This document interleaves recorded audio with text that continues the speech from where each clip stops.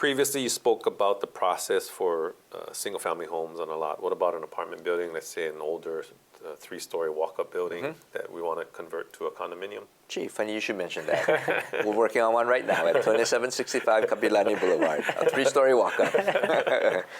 That one has 21 units, and it was an older building built in the 1950s and 60s, and the family kept it in the family for a long time. Then we made an approach to them to see if we could develop the property, and they were gracious enough to let us buy the property from them. So basically the same process goes through with the zoning to make sure it's apartment zone, because if it's an apartment building and apartment zone, you're fine. But if you are an apartment building in a business district or industrial mixed use, then it's called legal non-conforming use. And the zoning code at the city says that if they are torn down or destroyed by fire or natural disaster by more than 50%, then you cannot rebuild them except for commercial use or industrial use. So we always go after apartment districts and apartment buildings.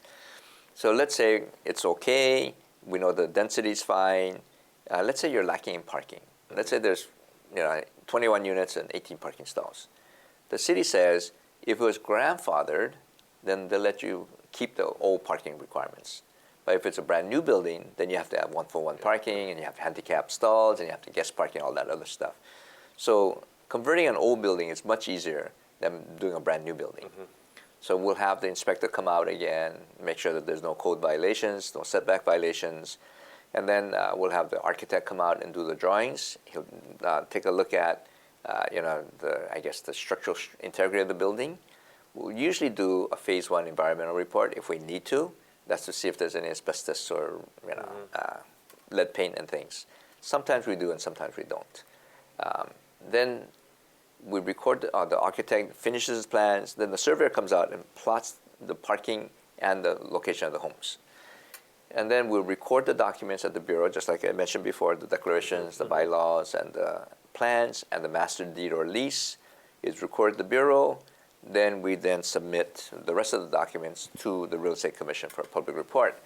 Now with an apartment building, we usually get a property management company because we need to do replacements of the painting, the roofing, the electrical, the plumbing, etc. So it becomes a little more complex.